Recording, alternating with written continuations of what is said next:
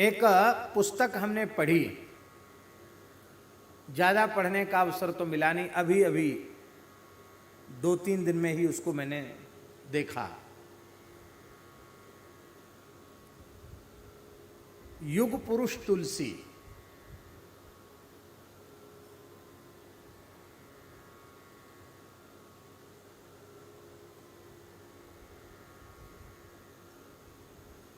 लेखक का नाम है राम रंग जी।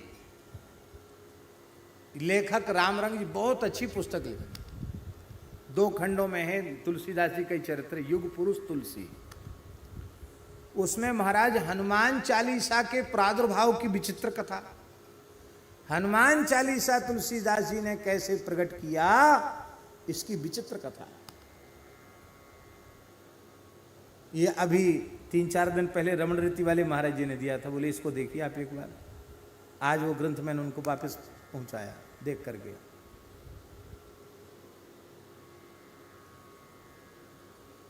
इसमें बोले हनुमान चालीसा कैसे प्रकट हुआ, उसकी विचित्र कथा है महाराज जी हैं। हाँ, तो उसमें ये कथा है कि हरिद्वार कुंभ का समय था और हरिद्वार कुंभ के पर्व पर मुगल शासन था। उस समय मुगल काल था, अकबर का शासन था, सम्राट अकबर का काल था। और मुसलमानों ने षड्यंत्र रचा था कि कुंभ के अवसर पर साधु ही परस्पर लड़ भिड़ के मर जाएं और इनमें विद्रोह हो जाए। ये शैव वैष्णव विद्रोह धीरे धीरे हिंदू समाज 2 खेमों में बट जाएगा, एक अपने को वैष्णव कहने वाले लोग, एक अपने को शैव कहने वाले लोग, और इनका खूनी संघर्ष आपस का हिंदुस्तान को कमजोर कर देगा। और उस ग्रंथ में उन्होंने लिखा कि तुलसीदास जी महाराज हरिद्वार कुंभ के अवसर पर आए थे, तो उन्होंने कासाय वेश धारण करने वाले 2 सन्यासियों के मुंह से आपस में अंधेरे में कुछ ऐसी बात सुन ली कि उससे तुलसीदास जी समझ गए कि ये साधु नहीं है, ये तो मुसलमान है। और ये इस तरह के तमाम षड्यंत्रकारी भेष बदल के हिंदू सनातन धर्म को कमजोर करने के लिए, शैव वैष्णव विद्रोह भड़काने के लिए ये घूम रहे हैं। इनकी योजना है खूनी संघर्ष कराने की, तो इसको कैसे भी टलवाना चाहिए। और वो उन्होंने इनको देखा तो वो झगड़े भी से कहाँ घूम रहा है, कैसे काफिर, कुछ ऐसे शब्द कहे, उससे पता चलेगा कि मुसलमान है। उन्होंने आकर के अपनी चिंता को एक अखाड़े में आकर के श्री गुरु नानक देव जी के पुत्र श्री चंद्राचार्य जी के समक्ष एकांत में इस घटना का निवेदन किया। और सब अखाड़े के लोगों की वहाँ बैठक हुई और उन लोगों का भंडाफोड़ हुआ।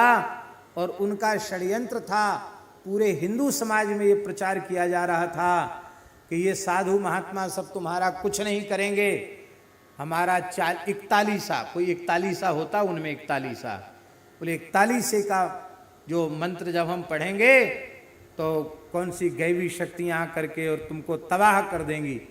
तो हिंदू समाज में भय व्याप्त था उनके तांत्रिकों के द्वारा कि ये अनुष्ठान कराने वाले हैं 41 का। तब उस समय सारी सभा हुई, विद्रोह समाप्त हुआ।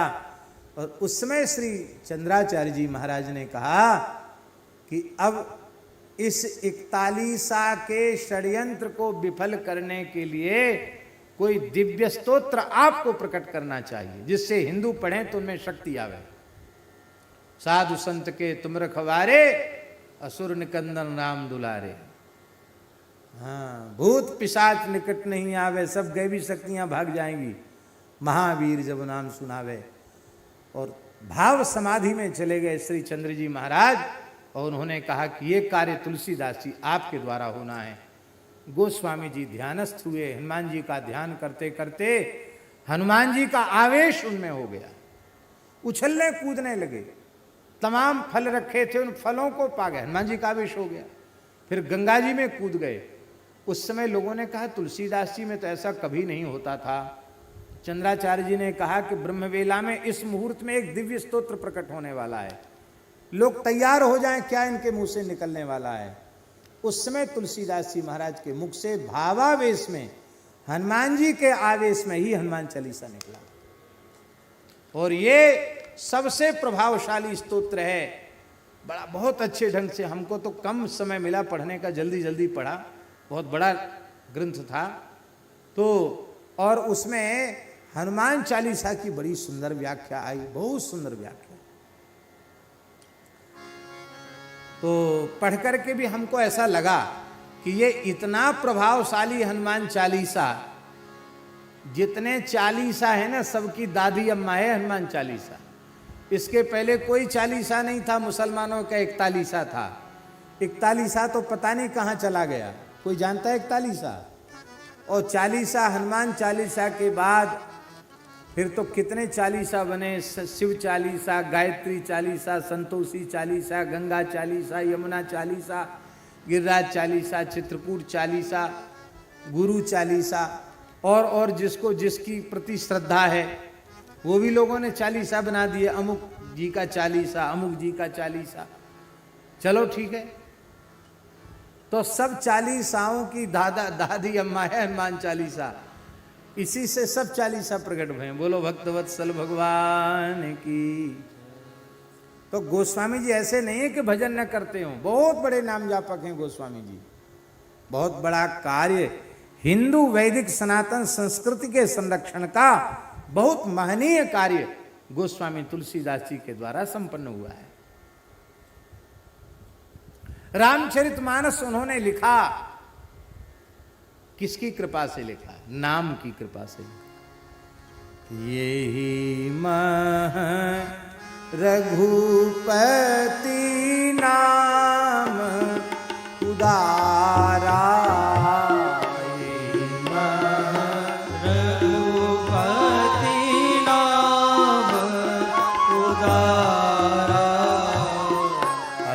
पावन पुराण श्रुति सारा, पावन पुराण श्रुति सारा। वेदों का सार है राम।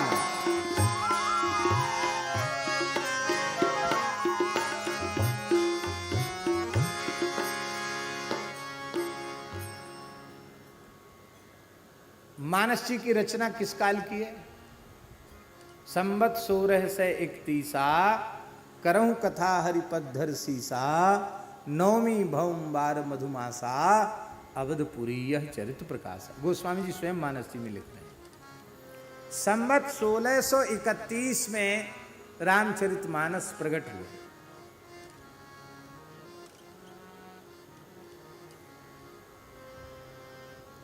और गोस्वामी जी का जन्म कब का है? हाँ, 1554 विषय कालिंदी के तीर, श्रावण शुक्ला सप्तमी तुलसी धर्यो शरीर। श्रावण शुक्ला सप्तमी को तुलसीदास जी महाराज प्रकट हुए।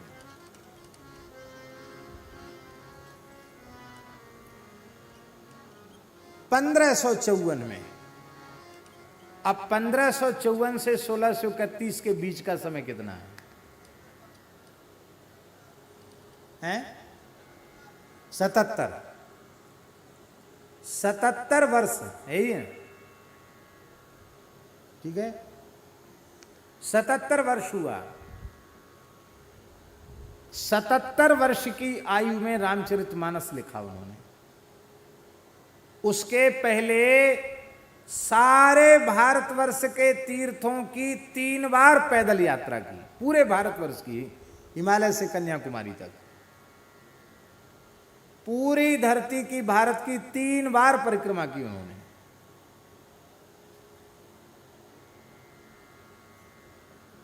और 77 साल की आयु तक वे संख्या पूर्वक 9 नौका राम नाम पूर्ण कर चुके थे। नौका जानते हैं? नहीं। हमारे यहाँ साधुओं में एक संख्या विशेष होती है नाम जप की, उसको नवका कहते हैं। क्या कहते हैं? नवका। उसमें 9 की ही संख्या है।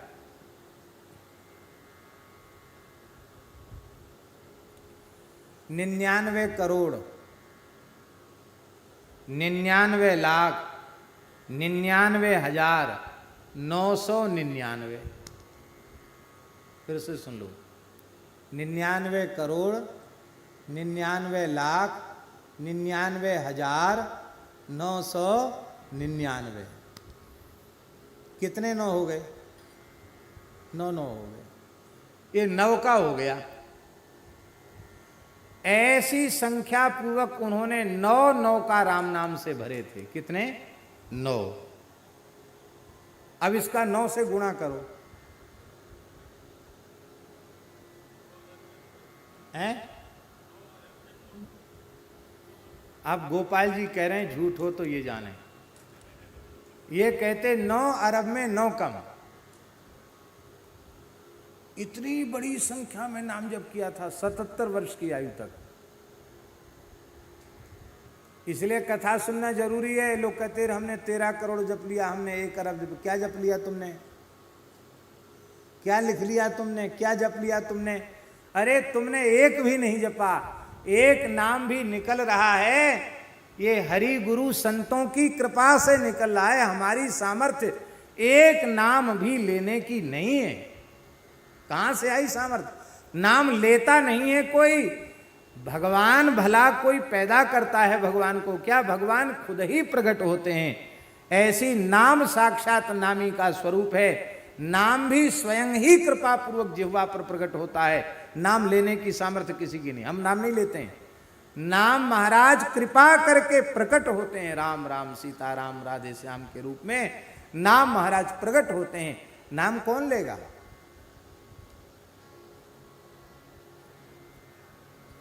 आप लोग कहेंगे इतना जप सकता है कोई?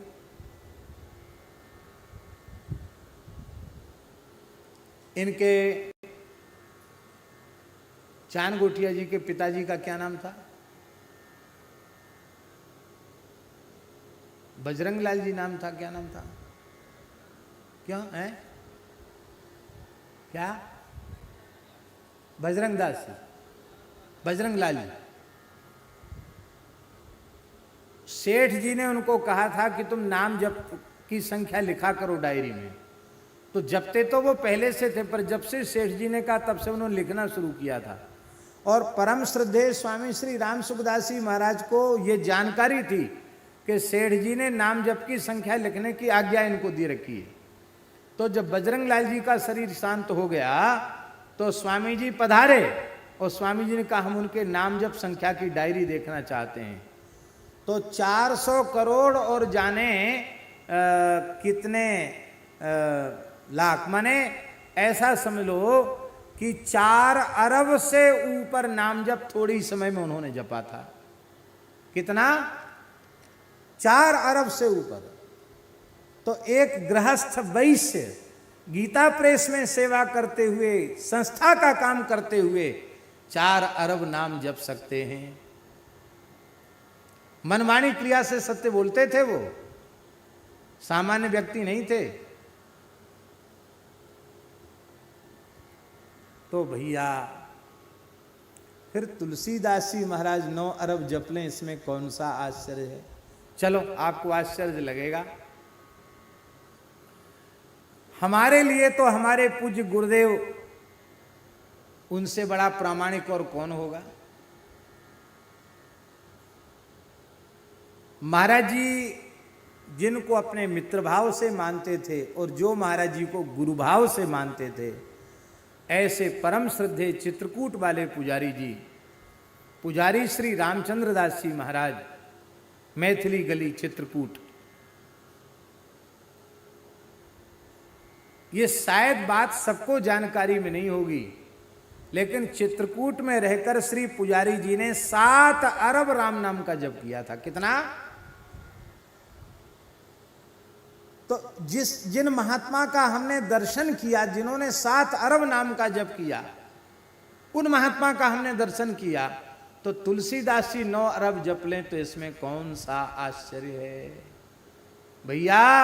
राम राम जपते जपते जब मध्यमा में उतर आता है नाम, अजपा शुरू हो जाता है और मध्यमा से पश्चंती परा में नाम जब प्रतिष्ठित हो जाता है तब महाराज रोम रोम से रंकार गूंजता है, हैं? क्या कहें। पर भैया ये राम नाम भी प्रकट तभी होता है जब सदगुरु का अनुग्रह होता है। हमने इस बार श्री रामदास जी महाराज की पूरी वाणी हमने इस बार पढ़ी आद्योपांत। तो उनकी वाणी में अपने गुरु श्री हरिराम दास जी महाराज के प्रति जो गुरु निष्ठा का भाव है बड़ा अनुपम और अद्भुत है।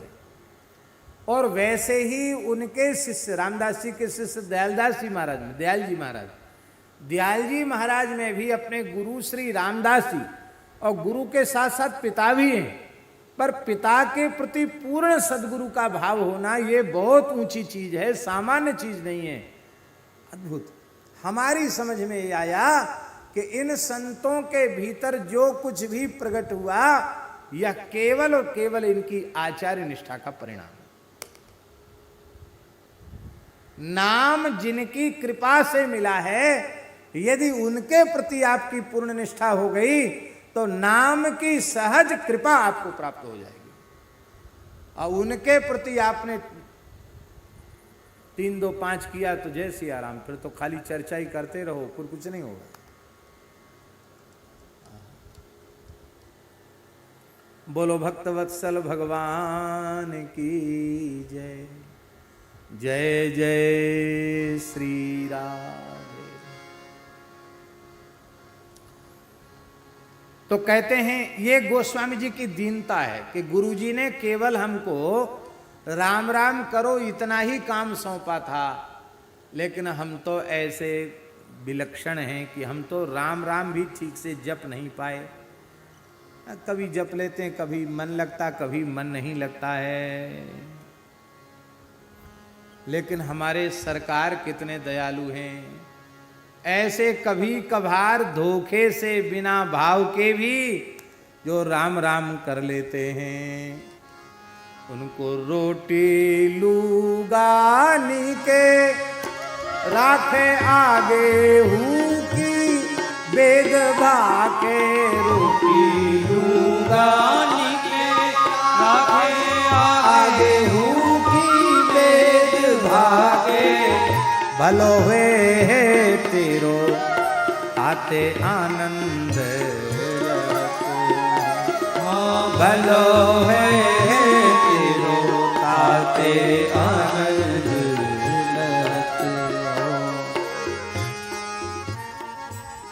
ठीक से भजन भी नहीं कर पाया मैं, लेकिन रोटी लूगा नीके राखे हैं। इसके बाद भी ठाकुर जी कितने दयामय हैं, ऐसे भूले भटके भी राम राम करने वालों को वो अन्न वस्त्र का अभाव नहीं होने देते हैं, नीके राखे ठीक से रखते हैं। बड़े बड़े भयंकर अकाल दुष्काल आए, महामारी के काल आए, लेकिन साधु भूखे मर गए, नंगे उघारे मर गए। कहीं सुना आपने? ज्यादा विपत्ति के समय भंडारे भी ज्यादा होते हैं। बोलो भक्त वत्सल भगवान की। क्यों? देखो अपनी बदनामी से सब डरते हैं, सब कोई चाहते हैं ना हमारी बदनामी ना हो। भगवान भी डरते हैं बदनामी से। कोई पुरुष है और उसकी पत्नी है, और वो पुरुष जानता है कि मेरी पत्नी उत्तम कोटि की पतिव्रता नहीं है, वो जानता है उत्तम श्रेणी की पतिव्रता नहीं है ये। यह जानकर भी उसे अन्न वस्त्र आदि देता है, आभूषण भी देता है, ठीक से रखता है उसको। क्यों? क्योंकि ये भूखी नंगी उघारी डोलेगी तो इसकी कोई बदनामी नहीं। बदनामी किसकी होगी? आदमी क्यों? अरे बड़े भारी सेठ बनते हैं, बड़े राजा साहब बनते हैं, देखो कैसी घूम रही है सड़क पे बेचारी, भूखी प्यासी डोल रही है। तो बदनामी के डर से वो अपनी उस उत्तम पतिव्रता न होने पर भी अपनी पत्नी का पालन पोषण करता है, अन्न वस्त्राभूषण आदि देकर उसे संतुष्ट करना चाहता है। ठाकुर जी भी यही सोचते हैं। भले ही उत्तम पतिव्रता तो हम लोग नहीं हैं। उत्तम पतिव्रता क्यों नहीं है? क्योंकि जैसा 16 आना मन राम कृष्ण के चरणों में लगना चाहिए वैसे तो लगा नहीं। रुपया में, कपड़ा में, इधर में, उधर में, रूप में, रस में, गंध में, शब्द में, स्पर्श में, यानी कहाँ कहाँ मन दौड़ रहा है। इसके बाद भी ठाकुर जी जितना खा नहीं सकते उतना अन्न दे रहे हैं, जितना पहन नहीं सकते उतना वस्त्र दे रहे हैं। किस चीज का अभाव कर रखा है उन्होंने? किस अभाव तो महाराज जी प्रकृति में है, भगवान में अभाव कहां से आया? भगवान में जो स्थित हो गया उसके सारे अभाव खत्म हो गए। श्री संपूर्णानंद जी महाराज कहते थे कि देखो राम जी से संबंध जोड़ने का फायदा बताऊं। संपूर्णानंद जी कहते तुम लोगों से पूछो, कहेंगे हमारे इतने प्लॉट हैं, इतने बीघा जमीन है, इतना एकड़ जमीन है। तो आपका सीमित से संबंध है तो आप कहेंगे इतना ये परिवार है, मेरे इतने बच्चे हैं, ये है, वो है, इतना मकान है, इतना हमारा क्या कहते हैं कारखाने हैं, फैक्ट्री है, इतनी हमारी गाड़ी है। कहेंगे आपकी नहीं कहेंगे? तो जितने सीमित से संबंध आपने जोड़ लिया तो सीमित आपका हो गया। और कहते हमने सीमित से संबंध तोड़ दिया, असीमित से संबंध जोड़ लिया, अब क्या हो गया? बोले हम राम जी के हैं, राम जी हमारे हैं, और सारी धरती, आकाश, सूर्य, चंद्र, पवन सब राम जी के हैं, इसलिए सब धरती हमारी है। क्योंकि राम जी मारो बापा छे और हूँ राम जी नो दीकरो छूं अने बधाए वस्तु मारी छे, ऐसा गुजराती में बोलते थे। बोले ये सब चीज मेरी है क्योंकि राम जी मेरे बाप हैं, मैं राम जी का बेटा। कहते धरती की महंगी से महंगी गाड़ी हमारी है। क्यों? लोग महंगी से महंगी गाड़ी में बिठा के ले जाते हैं, हमारी नहीं होते तो हम क्यों बैठते? जितने परिवार हैं सब हमारे हैं, क्यों? हमारे राम जी के हैं। जितने मकान हैं सब हमारे, जितनी दुकान सब हमारी। तुम लोगों के इतने इतने, हमारा इतना है। देखो क्यों? क्योंकि हमारा धरती पर अपना कहलाने के लिए 1 इंच भूमि भी हमारी नहीं है, 1 रुपया भी हमारा नहीं है, 1 तिनका भी, धागे का तिनका भी हमारा नहीं है। हमारे केवल और केवल राम जी हैं और सब कुछ राम जी का है, इसलिए जो कुछ है सब हमारा है, राम जी के नाते हमारा है। उदार चरिता नाम तो वसुधैव कुटुंबकम। अन्न वस्त्र का अभाव ठाकुर जी नहीं होने देते। भोजनाच्छादने चिंताम विथा कुर्वन्तु वैष्णवाः योसौ विश्वम्भरो देवः स भक्तान् किमुपेक्षते। भगवान विश्वम्भर हैं, वो अपने भक्तों की कभी उपेक्षा नहीं कर सकते। और कहते हैं भलो हुए है तेरो, तेरा भला हो जाएगा, इसमें भी कोई संदेह नहीं है। क्योंकि आग ताते आनंद लहत हूँ, इसलिए मैं आनंद को प्राप्त कर रहा हूँ। क्योंकि लूगा रोटी नीके राखे, आगे हु की वेद भाखे। आगे तुम्हारे कल्याण का ठेका भगवान वेद ले रहे हैं। राम नाम जपा देव मुक्तिर भवती, ये पंक्ति सामवेद की है, जब से ही मुक्ति हो जाएगी। इसलिए मैं आनंद में रहता हूं। और कहते हैं कि हमने तो अनुभव कर लिया है, अनन्यास चिंतयन्तो माम ये जना पर्युपासते तेषां नित्याभियुक्तानां योगक्षेमं वहाम्यहम्। यद्यपि मैं कर्म बंधन में जकड़ा हुआ था, बांधे हो कर्म जड़, ये राम नाम लेने के पूर्व हमारी दशा थी, लेकिन राम नाम जपते जपते कर्म बंधन भी अब समाप्त हो गया है, कट गया है। और अहंकार भी अब भगवत कृपा से समाप्त हो गया है। बांधो हो कर्म जड़ गर्भ गूढ़ निगड़, सुनत दुसह हो तो सांसति सहत हो। हे भगवान, आप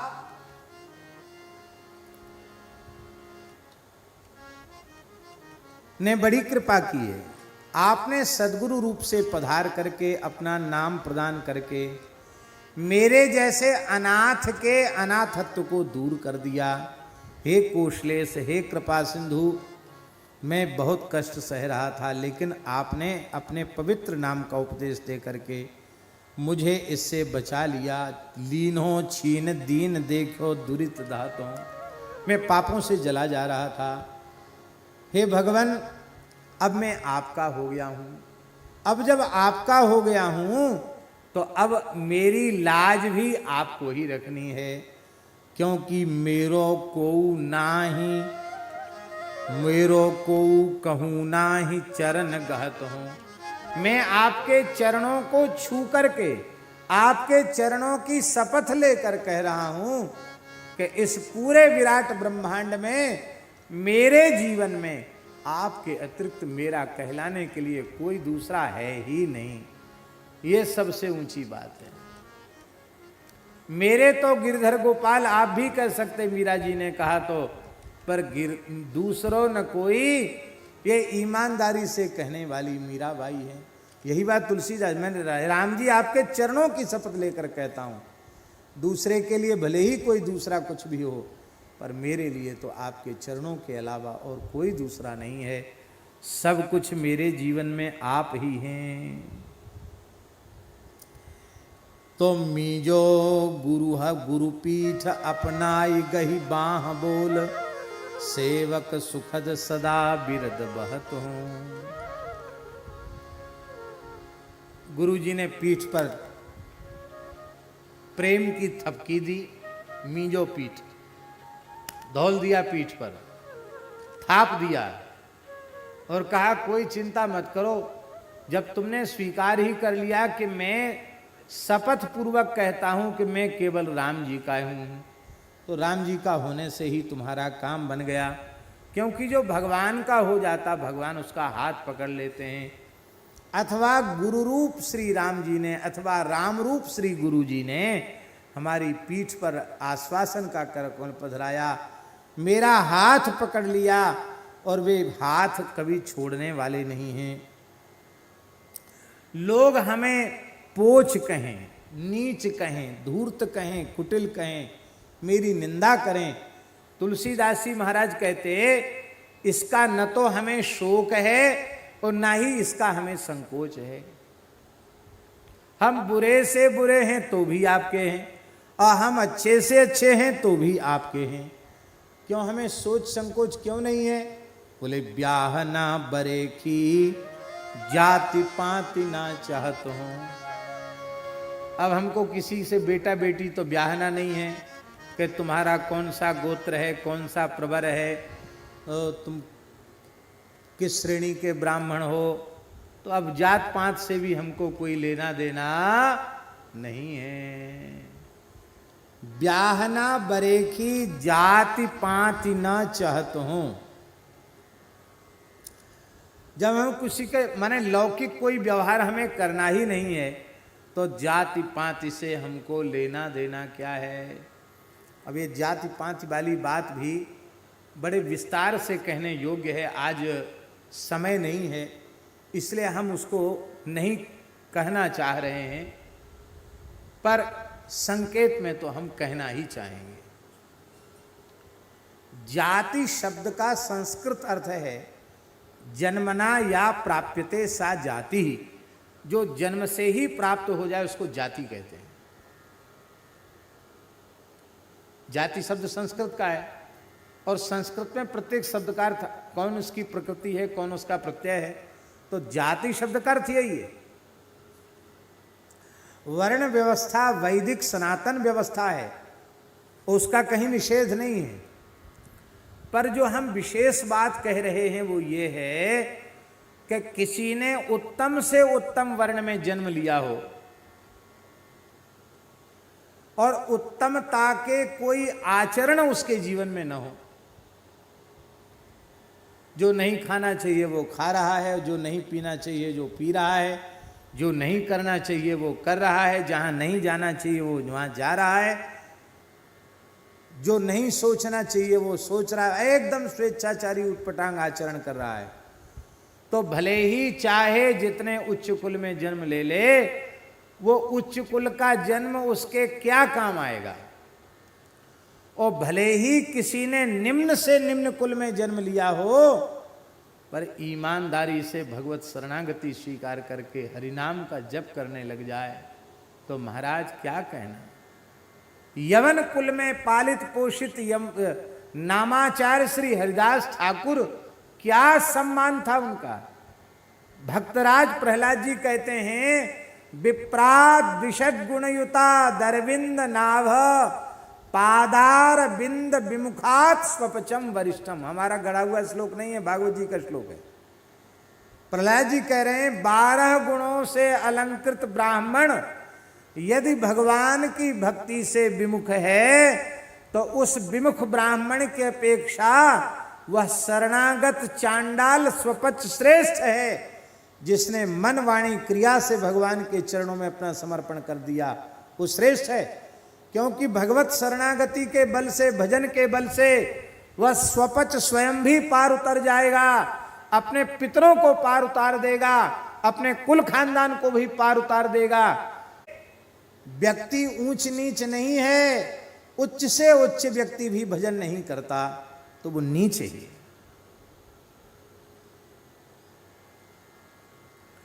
सोने के घड़े में शराब भरी हो तो आपके लिए वो पवित्र हो जाएगा घड़ा, पूजनीय हो जाएगा।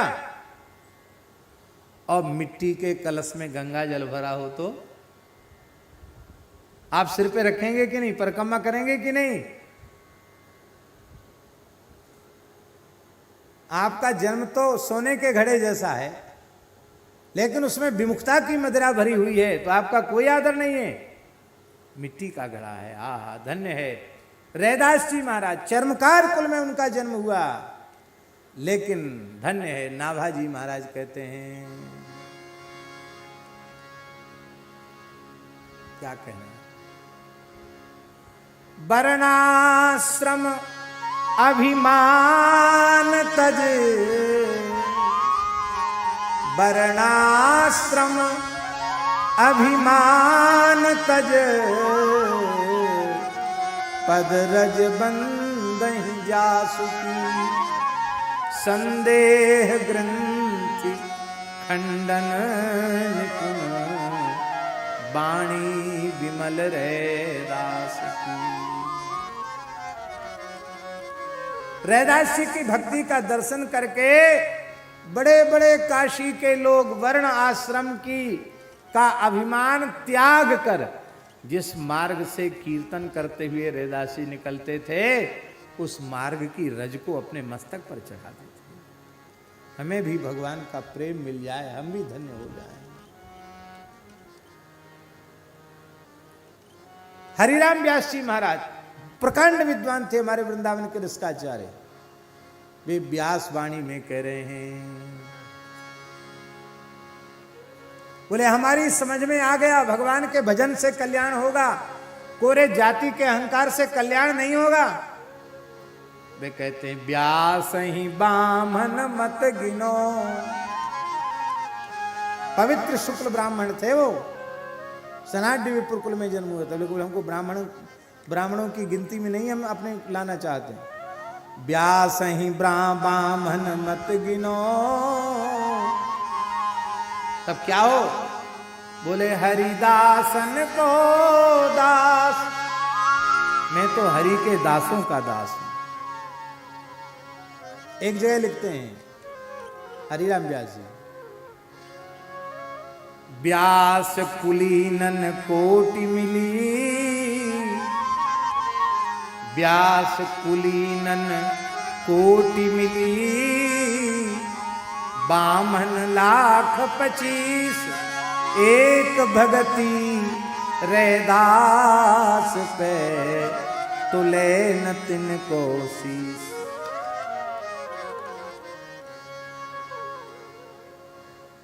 भगवान की भक्ति की कैसी महिमा है। भगवान के वाहन, भगवान के पार्षद गरुड़ जी, जिनके पंखों से वेद की ऋचाएं प्रकट होती हैं। हम लोग गरुड़ घंटी इसलिए तो बजाते हैं कि वेद मंत्र उनकी घंटा नाद से प्रकट हो जाते हैं। और वे गरुड़ जी महाराज किसके चरणों में बैठकर कथा सुन रहे हैं? कागभुसुंडी जी के चरणों में बैठकर कथा सुन। कहां पक्षीराज और कहां चांडाल पक्षी हैं? लेकिन पुनि पुनि काग चरण सिरुनावा हैं? पुनि पुनि तुलसीदास जी और कुछ भी तो लिख सकते थे। ये लिख सकते थे बार बार भुसुंड सिरनावा, ये लिख सकते थे। नहीं, पुनि पुनि काग चरण सिरनावा। कौवे के चरणों में गरुड़ जी ने बार बार प्रणाम किया। माने वो यह कहना चाहते हैं, ये है भक्ति की महिमा। एक कौवा को भक्ति मिल गई तो पक्षीराज गरुड़ भी चरणों में बार बार प्रणाम करते हैं। यह है भक्ति की महिमा। इसलिए गोस्वामी जी कहते ब्याह ना बरे की। हमको किसी से बेटा बेटी तो ब्याहना नहीं है, तो हमको कोई कुछ कहे कोई कुछ कहे, कहने वाले कहते रहें, हमें तो बस राम राम करना है। तुलसी अकाज काज, तुलसी अकाज काज, राम ही के क्रीझे खीझे। तुलसी अकाज काज, राम ही के प्रीत के प्रतीति मन मुदित रहत हो। की प्रतीति मन मुदित रहत हो। राम को गुलाम नाम राम बोला राखो राम। राम को गुलाम राम राम बोला राखो राम। कहते हमारी समझ में आ गया कि हमारा बनना बिगड़ना हे रघुनाथ जी आपके रीझने खींचने में ही है। जब हमारी समझ में आ गया कि आपके रीझने से हमारा बनेगा, आपके खींचने से हमारा बिगड़ेगा, तो हम आप तो भगवान हम संसार से संबंध रखेंगे ही क्यों, फिर आपको ही राजी करके रखेंगे। और आप राजी कैसे रहेंगे? बस राम राम करने से ही आप राजी रहेंगे। हे भगवान, आप मेरे जैसे के ऊपर भी इतनी कृपा करुणा की वर्षा कर रहे हैं। आपकी कृपा करुणा का विचार करके मैं निरंतर आनंद का अनुभव कर रहा हूं। इस पद में 76वें पद में गोस्वामी जी ने अपना दैन्य राम नाम के प्रति निष्ठा और अनन्य भाव से समर्पण की बात इस पद में गोस्वामी जी ने कही है। मैं भले ही ईमानदारी से हे प्रभु आपका सेवक न बन पाया हूं, लेकिन लोक में इस ऊर्ध्वपुंड्र तिलक के नाते, तुलसी माला के नाते, संत वेश के नाते ये बात तो संसार में प्रसिद्ध हो ही गई। ये तुलसीदास जी राम जी का भगत है, हैं? ये राम जी का गुलाम है, ये राम जी का सेवक है।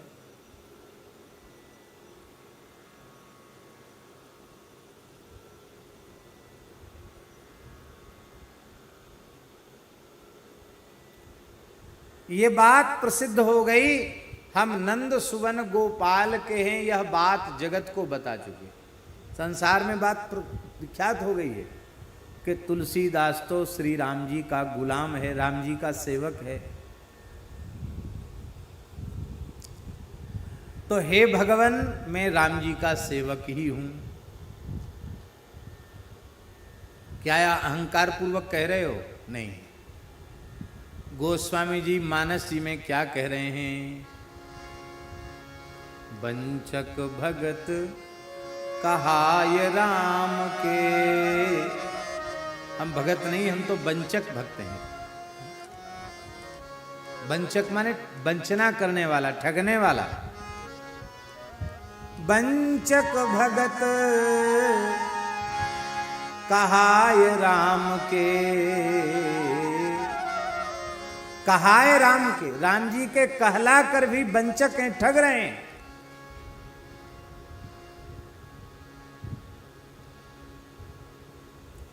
हम सोचते हैं कि हम अपनी चतुराई से दूसरे को ठग रहे हैं, लेकिन दूसरा ठगाया कि नहीं ठगाया, सच्ची बात यह है कि हम स्वयं ही ठगाए गए। यदि हम किसी के साथ चतुराई कर रहे हैं, छल कर रहे हैं, ठगी कर रहे हैं, तो उसका नुकसान बहुत थोड़ा होगा, अपना नुकसान पहले ही हो जाएगा, ज्यादा हो जाएगा नुकसान। हमारा परमार्थ नष्ट हो जाएगा, हमारा परमार्थ बिगड़ जाएगा। हमारे महाराज जी कहते थे, लोक की हानि हानि नहीं है, बड़े से बड़ा नुकसान भी नुकसान नहीं। क्यों? नाशवान है वो तो जो नाशवान चीज है उसका नष्ट हो जाना वो क्या नुकसान है? कोई नुकसान नहीं है। बचा के कब तक रख लोगे आप उसको? नष्ट तो हो नहीं है। पर हमारा परमार्थ बिगड़ जाए, इससे बड़ा नुकसान और कोई दूसरा नहीं है। तो ठगी करने वाले का परमार्थ बिगड़ जाता है, छल कपट करने वाले का परमार्थ बिगड़ जाता है। गोस्वामी जी कहते हैं, वंचक भगत कहाय राम के, किंकर कंचन को काम के। कहाय राम के, राम जी के भक्त कहलाकर भी राम जी के सेवक नहीं बन पाए। किंकर कंचन को काम के, कंचन के, कामनी के, क्रोध के, लोभ के दास बने हुए हैं हम। नाम तो रखवा लिया, रामदास, कृष्णदास और जाने क्या क्या नाम रखवा लिया, लेकिन रामदास कृष्णदास नहीं बन पाए। लोभदास, मोहदास, क्रोधदास, कंचन दास, कामनी दास बने हुए हैं।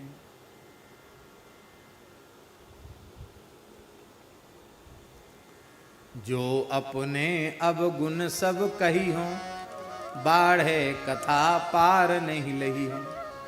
ताते में अति अल्प बखाने, थोरे में समुझिए ही सयाने। ये है गोस्वामी तुलसीदास जी का दैन्य, ये दीनता है। यहां कह रहे हैं कि हे भगवान,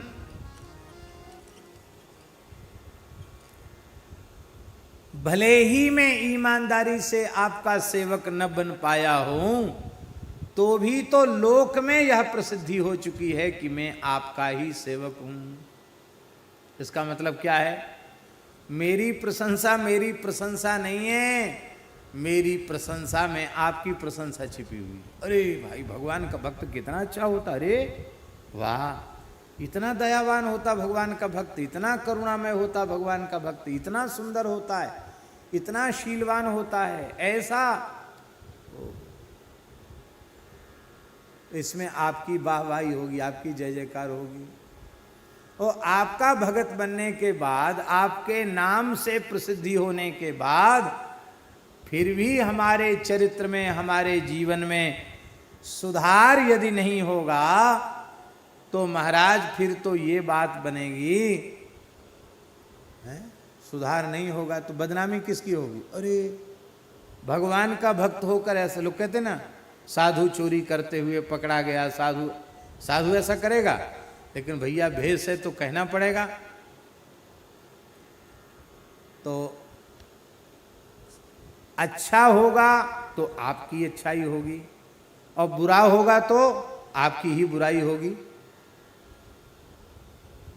हे भगवान, मैं शपथ पूर्वक कहता हूं कि मैं आपका ही सेवक हूं।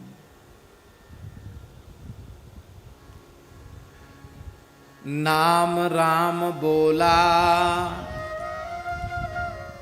हमारा नाम क्या बोले, हमारा तो नाम ही राम बोला। गोस्वामी तुलसीदास जी का नाम, बचपन का नाम है राम बोला। आप लोग कहेंगे किसने नाम रखा?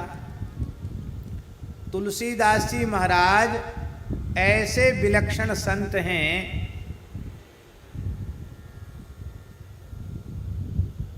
तुलसीदास जी महाराज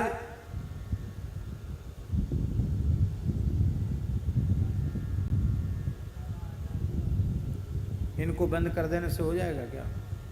देखो करके देखो एक बार।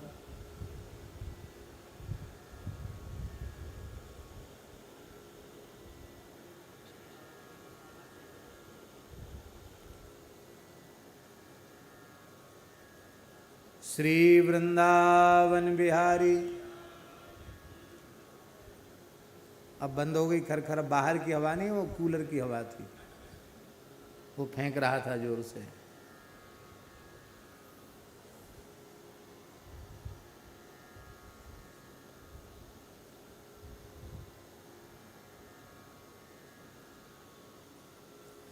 तो भगवान तुलसीदास जी का नाम किसी ने नहीं रखा। ऐसे विलक्षण महापुरुष हैं, इनका नाम किसी ने नहीं रखा। क्यों नहीं रखा नाम? नाम तुलसीदास जी महाराज का इसलिए किसी ने नहीं रखा क्योंकि नामकरण संस्कार की विधि है। वेद में लिखा है जातस्य ही पुत्रस्य पिता दशमेन्हि नाम कुर्यात्। पुत्र जन्म होने के पश्चात 10वें दिन, 10 दिन बीत जाएं, तब शुभ मुहूर्त आने पर पिता बालक का नामकरण संस्कार करे। और यहाँ तो जन्मते ही माता मर गई, फिर पिताजी भी मर गए। 10 दिन की प्रतीक्षा कहाँ की तुलसीदास जी ने। और जन्मते ही माता हुलसी पधार गई और जाते जाते अपनी दासी चुनिया की गोद में अपने बालक को दे गई। और चुनिया भी अपने घर चली गई।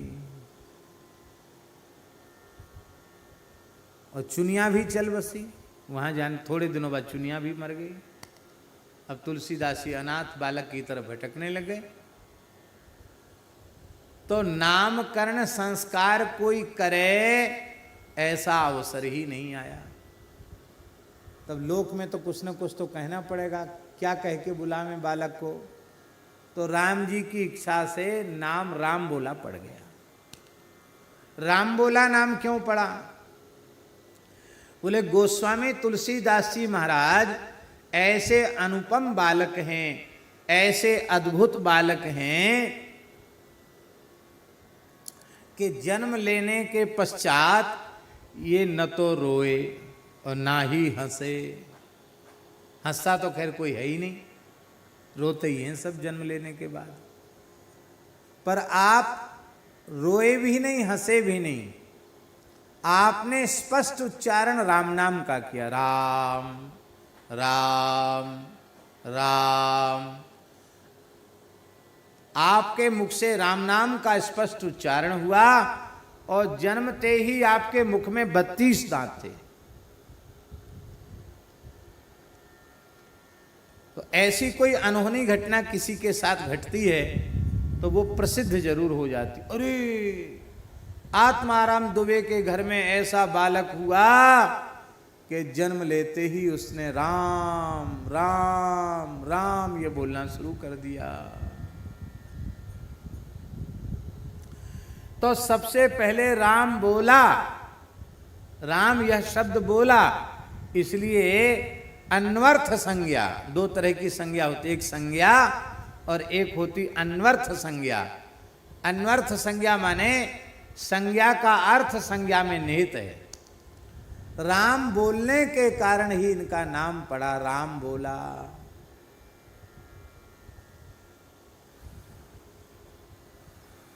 ऐसे होते हैं। हमारे यहां भी एक राम बोला है। एक साधु है, यहीं रहता पहाड़ों में। उसको लोग राम राम बाबा कहते हैं। राम राम राम राम राम बस इतनी बोलता है। राम बोला तो राम बोला। ऐसे ही मेरा नाम बचपन में राम बोला पड़ गया। राम को गुलाम नाम राम बोला, राख्यो राम। किसने नाम रखा? अब किसी पंडित जी ने पंचांग तो देखा नहीं, मंगल कलश धरा नहीं गया, स्वस्ति वाचन पढ़ा नहीं गया, विधि पूर्वक कोई संस्कार तो किसी मनुष्य ने किया नहीं, फिर भी सब लोग मुझे राम बोला कहने लग गए। तो ये नाम रखा किसने? गोस्वामी जी कहते राख्यो राम। आप वैसे तो जगत के बाप हो, जगत के पिता हो, ठीक है वही हो, पितासि लोकस्य चराचरस्य, चराचर के पिता हो, बने रहो, पर हमारे तो खास बाप हो। हाँ, सबके तो हो, लगते हो ही, लेकिन हमारे तो बाप ही हो। क्यों? क्योंकि नाम भी आपने रखा, पुत्र का नाम पिता ही रखता है। तो राख्यो राम, ये राम बोला नाम आपने ही रखा। इसलिए गोस्वामी तुलसीदास जी ने विनय पत्रिका में राम जी को बाप कहा, बाप।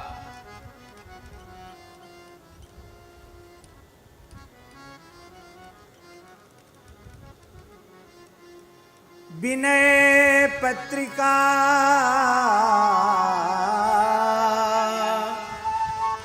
दीन की बाप आप ही बाँचो। बाप, बाप कहा राम जी को, बाप आप ही बाँचो, दूसरे से नहीं बचवाना, आप खुद बाँचना।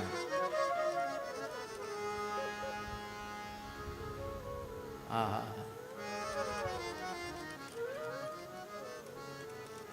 तो राम को गुलाम,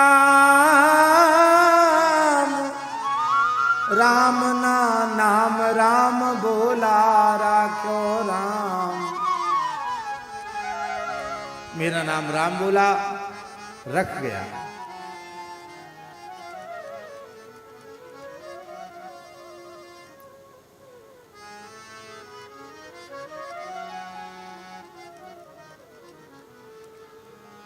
दूसरा भाव,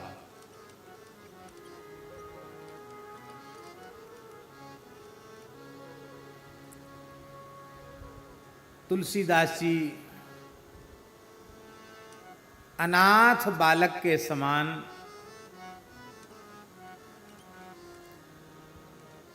भटक रहे थे, दर दर की ठोकर खा रहे थे।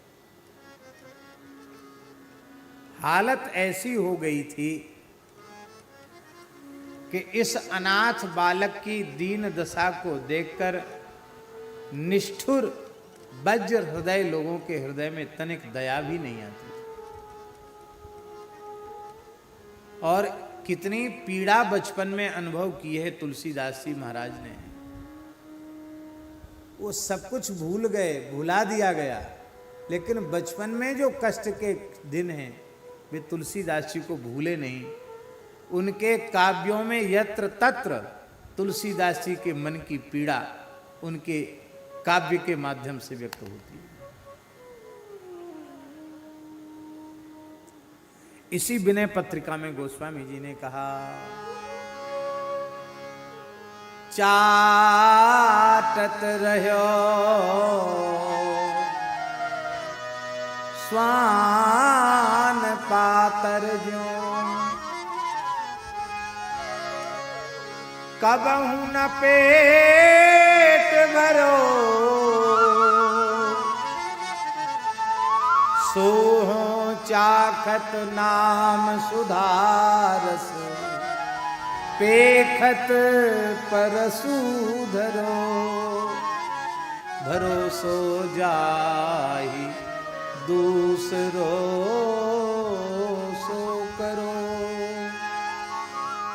मोको तो राम को नाम काम तरु, कलि कल्याण करो, भरोसो जाहि दूसरो सो करो।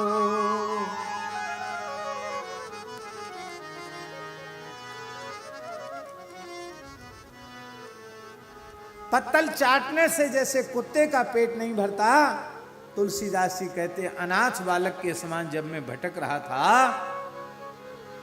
तो मुझे याद नहीं कि मुझे मेरा कभी पेट भरा हो। मेरी छाया से डरते थे लोग, छाया से। बड़ा अशुभ बालक है, इसकी छाया घर पर पड़ जाएगी, किसी पर पड़ जाएगी तो उसका भी अनिष्ट हो जाएगा। जन्मते ही मां को खा गया, पिता भी चला गया, अरे और तो और जो दासी ने इसको वो भी मर गई। बड़ा अशुभ बालक।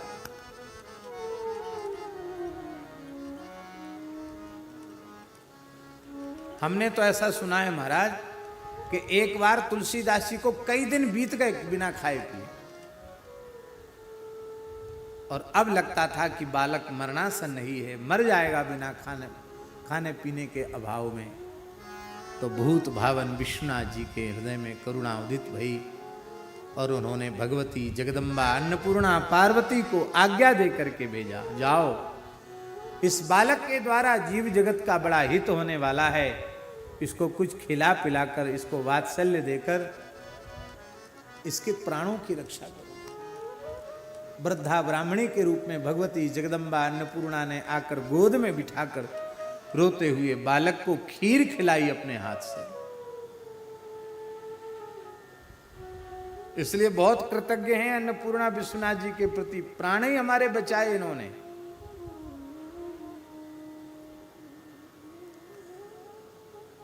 और भोले बाबा ने ही चित्रकूट में भजन करने वाले जगत गुरु श्री रामानंदाचार्य भगवान के शिष्य श्री स्वामी नरहरि आनंदाचार्य जी को आदेश दिया कि तुम जाओ और अमुक गांव में बालक है, अनाथ बालक है, विप्र बालक है, उसको अपनाओ।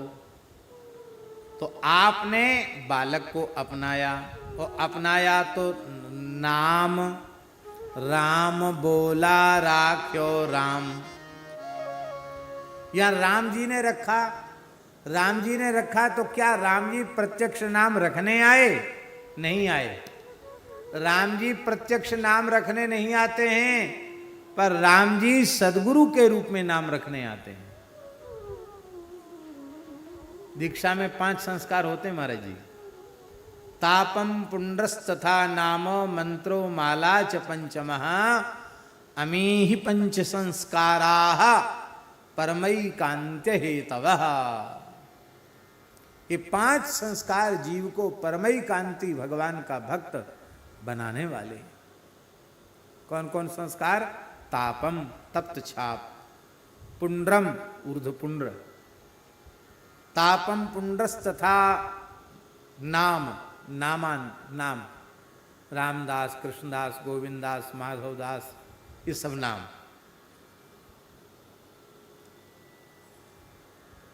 माला तुलसी की माला, मंत्रश्च और मंत्र, ये 5 संस्कार है। तो गुरुजी नाम रखते कि नहीं दीक्षा का नाम? तो मानो तुलसीदास जी कह रहे हैं कि संसार के तो किसी कुल गुरु ने या माता पिता ने हमारा नाम रखा नहीं, हमारा नाम राम बोला सबसे पहले गुरुजी ने ही रखा। राम बोला नाम रखा, राम बोला कहकर हमको पुकारा। तो फिर ये क्यों कहा राम बोला राख्यो राम? इसलिए कहा कि भक्त भक्ति भगवंत गुरु चतुर नाम बपु एक, इनके पद बंदन किए नाशे विघ्न अनेक। तो राख्यो राम का अर्थ है राम रूप श्री गुरु ने, अथवा गुरु रूप श्री राम ने, एक ही बात है। या तो राम रूप गुरु कहो या गुरु रूप राम कहो। ये राम बोला हमारा नाम रखा। और नाम रखने के बाद फिर क्या कहा? और गोस्वामी जी गुरु जी को भगवान से भिन्न मानते ही नहीं। और सच्ची बात है कि गुरुजी भगवान से भिन्न है ही नहीं।